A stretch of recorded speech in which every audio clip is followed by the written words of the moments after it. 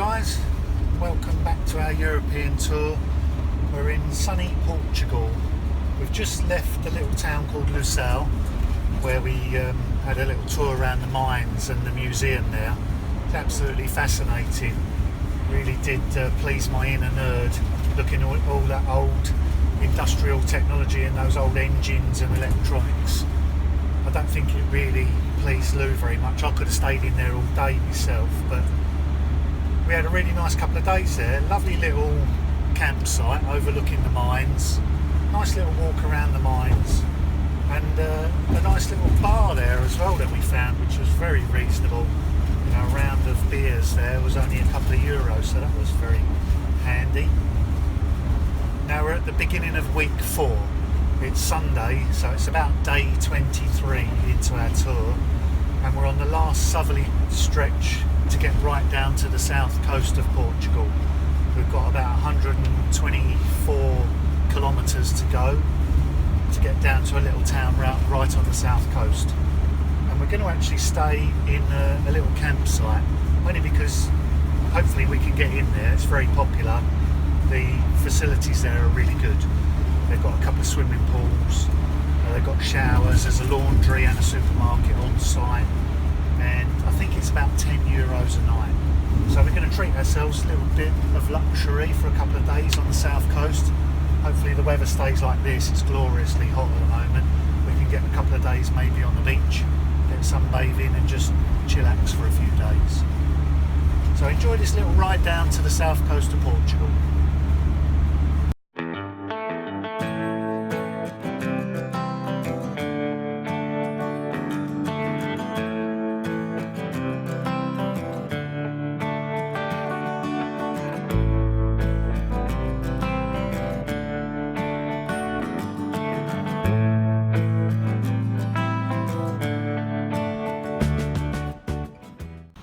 So this is the spot where we're parked up for a couple of days.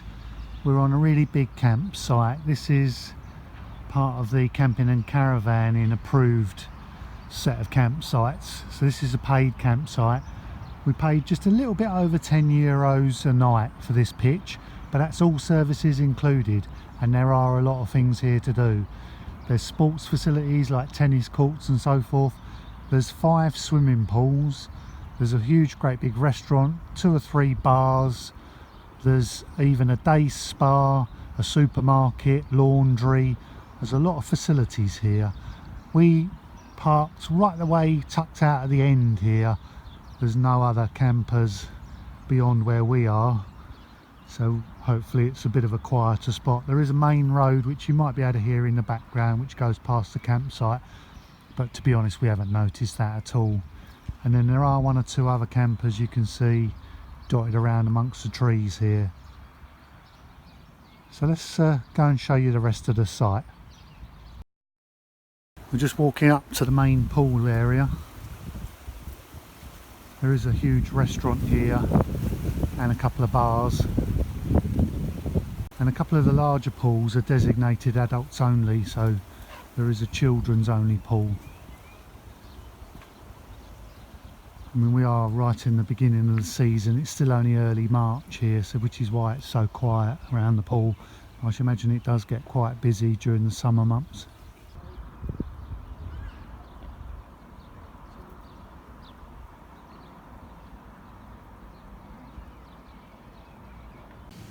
Just inside one of the restaurants has got a nice view of the pool area. And then dotted around the campsite there are these outdoor barbecues, like these chimneas. You know, so you can pull up here if you fancy a barbecue. There's quite a few of these dotted about. They've got quite a few of these shower blocks across the camp. The facilities are really kept nice and clean. Got individual shower cubicles. And in each of the cubicles you've got your own private changing area as well, which is very good. Don't normally get that. And there is also a separate toilet and wash hand basin area as well, separate from the shower block. What a gorgeous sunny day it is. I think we'll crack out the folding bikes out of the garage and we'll take a little trip down the cycle path down to the beachfront.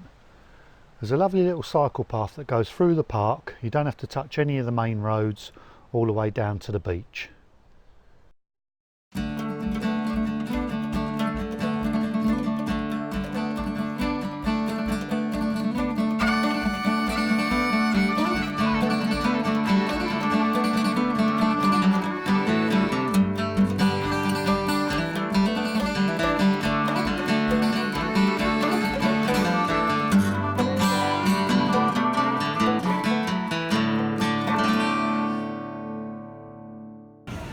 So here we are guys, down on the beach at Albufeira, Portugal. Lovely blue water. A few sunbathers out there already. Gorgeous sunny day.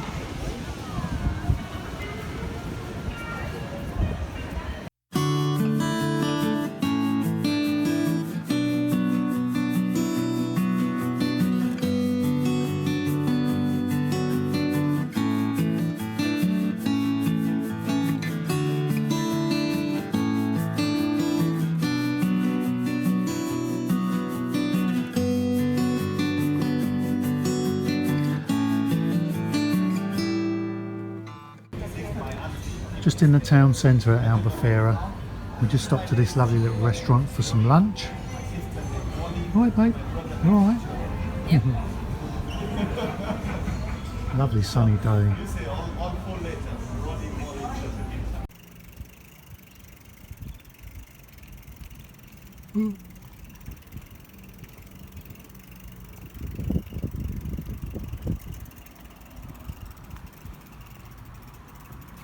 Trying to video you while riding my bike.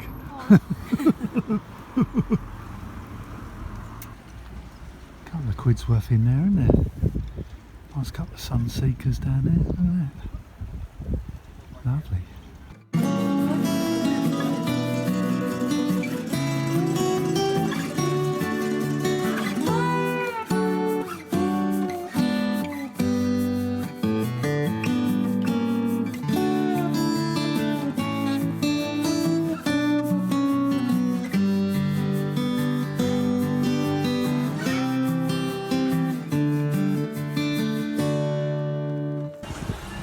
The life in it, probably. It is. It's hard work, but someone's got to do it.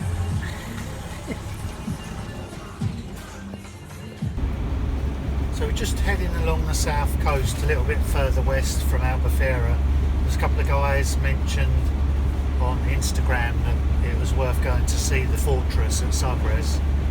And we're also going to pop to a little place just a little bit further north from there as well. But I'll tell you more about that when we get there.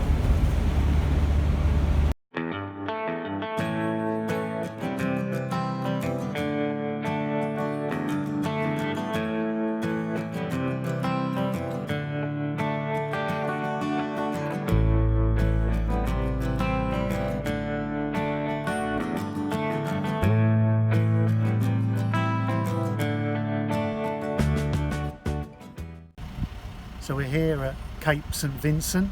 This is the most southwesterly point on continental Europe. So you can't go further south and you can't go further west. Just over my shoulder here is the lighthouse, which is right at the end of the peninsula. You can't go any further than that. And then over to my left here is America.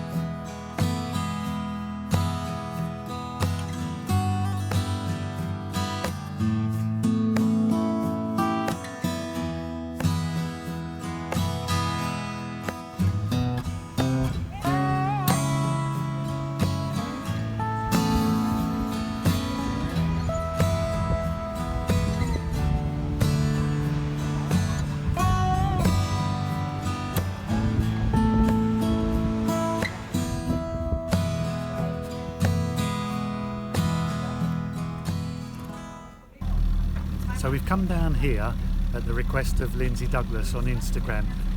she suggested that on the behalf of Louis, which is Dave's little whippet, one man and his whippet, that we come down and try the last sausage before America. I've got the certificate to prove it here that we've been. This is the furthest west you can go in Portugal. Out there is just sea, and then beyond that, if you keep going, is America.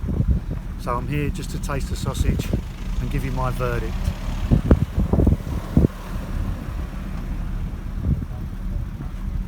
Oh, that's delicious. I'm sure Louis would approve.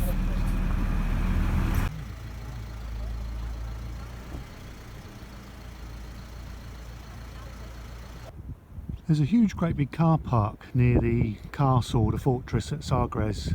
It's not down as a designated area, but as you can see there's quite a few people do use this as an overnight park up. You probably can get 100 or so vans in here quite easy.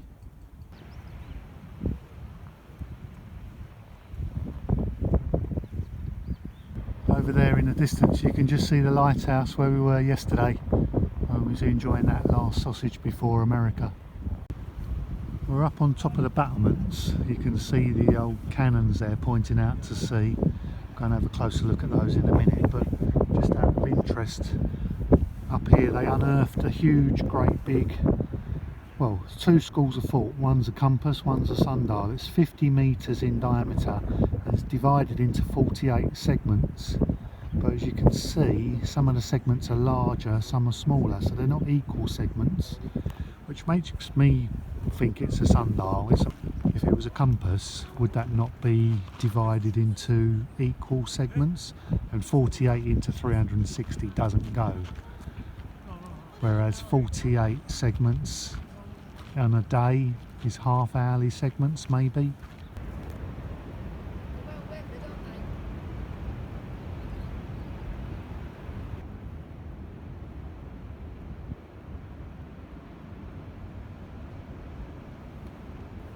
As Lou just pointed out, we're not going to hit many invading ships with them pointed at this angle.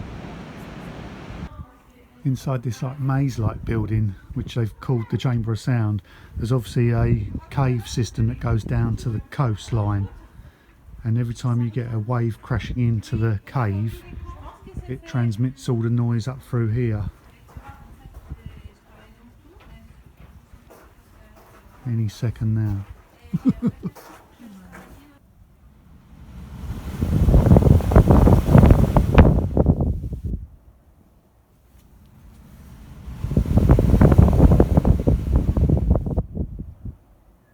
It's really easy to understand why people thought this was the end of the world.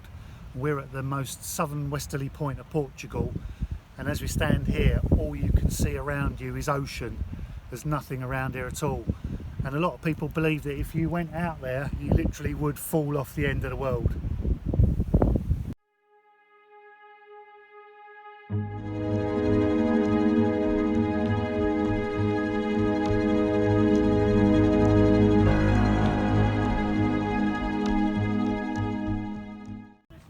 All around these battlements there are ramps leading up to the top, but they're really steep. The one job you didn't want in those days is to be the bloke who fetches all the cannonballs. Well, now I've climbed up to the top of the main tower, and right on the corner here there's signs of another compass or clock face. It's got Roman numerals carved in around the perimeter of it, so maybe this is something in connection with the big clock face which is in the courtyard. I'll just put my phone there and it's actually pointing to the number 4, which means it's way past lunchtime. Come on Lou, let's go and have something to eat. This is like a little mini city of travellers.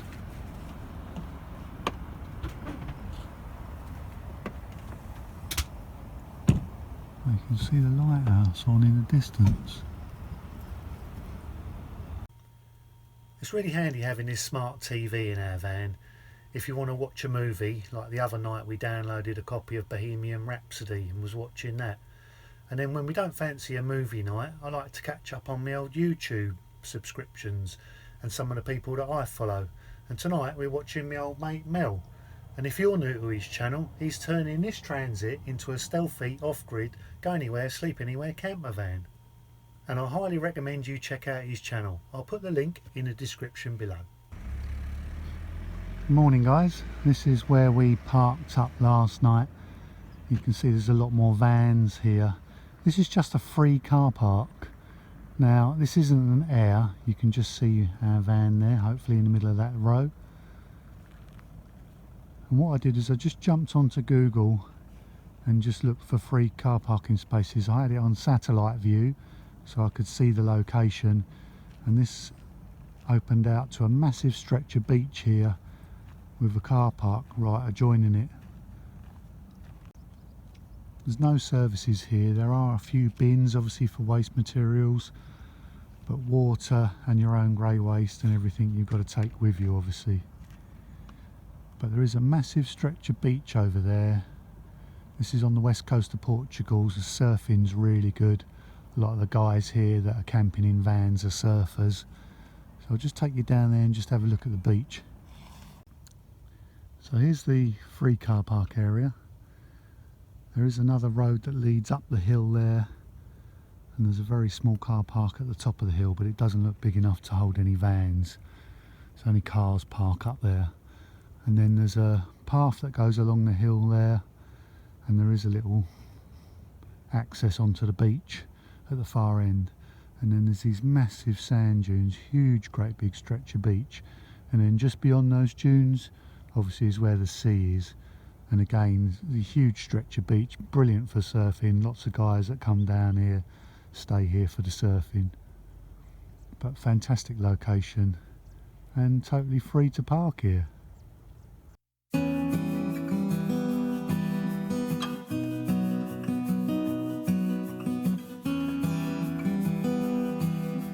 Now that's what I call a beach. I think we'll stay here for another night.